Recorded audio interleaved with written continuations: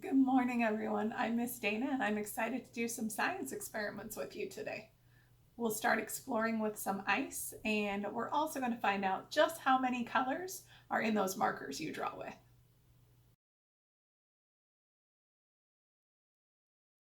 First thing I want to try to do today is lift an ice cube out of a glass without touching it. Do you think I can do it? Let's see. If you want to experiment with me, you're going to need 4 cups or glasses or little plastic containers like I have filled with cold water. You need 4 ice cubes, salt, and some yarn or string. So our first cup is just going to get an ice cube. We're going to see if we can make this work. So we're going to put an ice cube right in here. And then I'm going to go ahead and grab this yarn. I'm going to lay half of it in the water and half of it out. We're going to let it sit for just a second. Do you think if I pick up the yarn, is the ice going to stick? What do you think? Let's find out. Oh, it didn't. What do you think I should do? Let's try it with salt. Here we go. Ice cube. Grab your ice cube. We're going to put this right into that water as well. And we're going to grab the string. We're going to do the same exact thing. We're going to put it about halfway in. Make sure it is on that ice cube. And then we're going to grab some salt. And we're going to sprinkle that right on top of the ice cube and the string. Okay, let's see if I count to 5. 1, 2, 3, 4, 5. Do you think it's ready? Let's see. Is it going to stick? Oh, it still didn't stick. You know what, though? It seemed like it was getting kind of close. How can we make that ice come out without having to touch it? How's this? I'm going to try this one more time. I've got 2 more ice cubes, okay? I'm going to put them in these bowls right over here. We're going to get that string ready just like we did with the other ones. Lay it right on top and let a little bit of it come out of the bowl. We're going to leave one of them just sitting there. And the other one, just like we just tried, we're going to grab some salt and we are going to sprinkle that right on top of the ice cube and the yarn. Oh, and sometimes that makes it roll over. That's okay. You're just going to put a little bit on the next side too.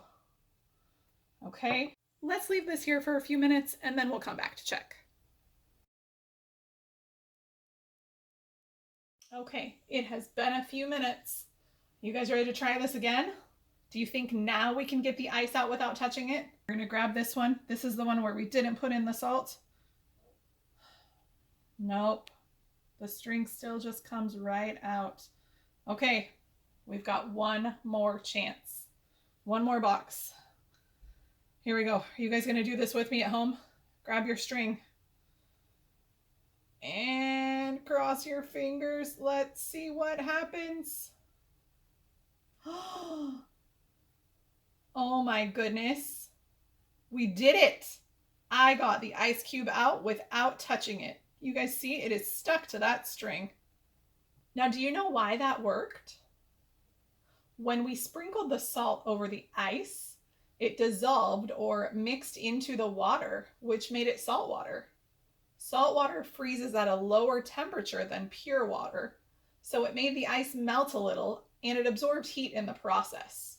That made the water around the ice get colder and freeze to the ice cube, so the yarn is actually frozen into the ice now. Isn't that cool? Let's move on to our next experiment.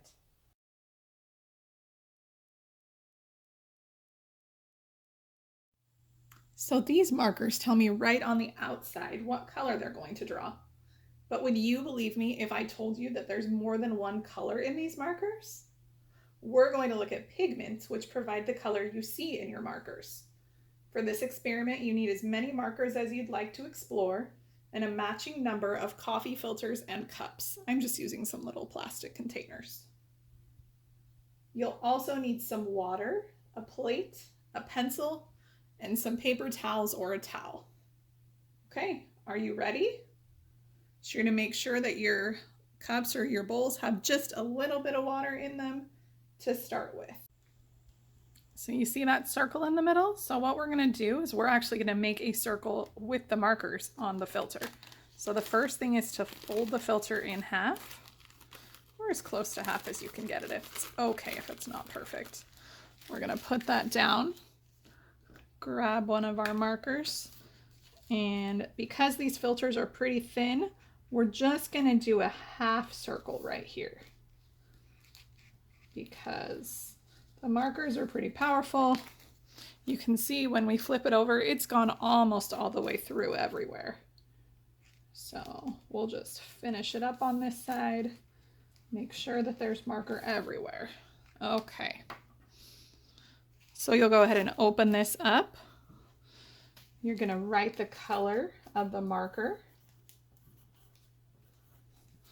Okay, and then you're gonna grab it in the back and take your other hand and just pull your fingers up just like this, squeezing it together. Put that in your cup, and you can keep going with as many marker colors as you'd like. I've got 3 more that I'm gonna do right now.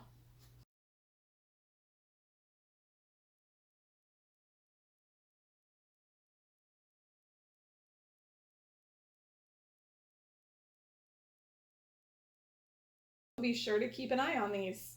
You're about to see how many pigments are in that one marker color. Okay, so it's been about 20 minutes and we're back to check on our chromatography, or separation of a mixture.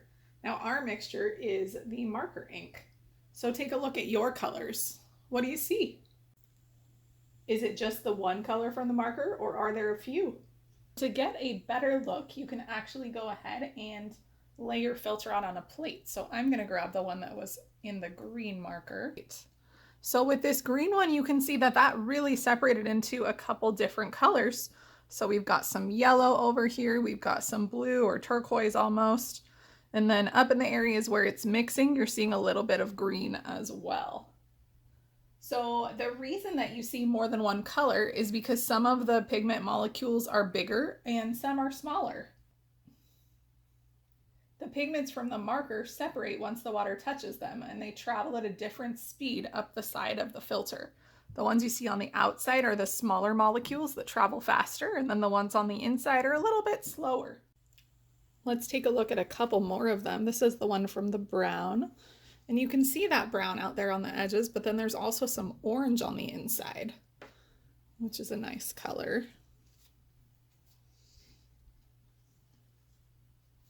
And our orange one went right here. But you can see there's definitely that dark orange on the outside and then a lighter shade on the inside.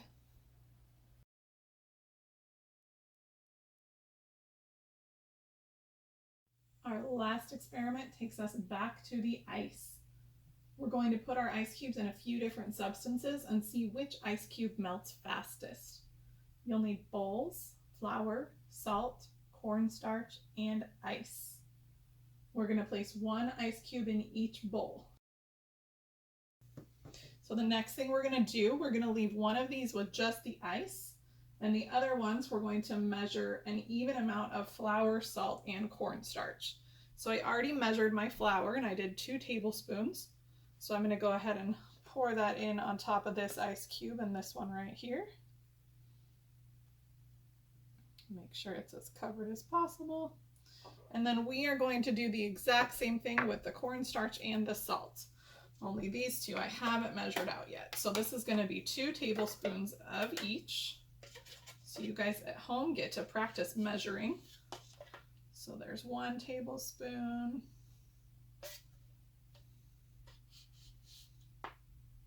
And 2. And the last thing we need to measure out is our salt. So let's do that next. Just gonna go ahead and pour. Okay, so we're gonna let these sit for about 15 minutes and then we'll come back and see what's going on. Okay, so it's been about 15 minutes and we're back.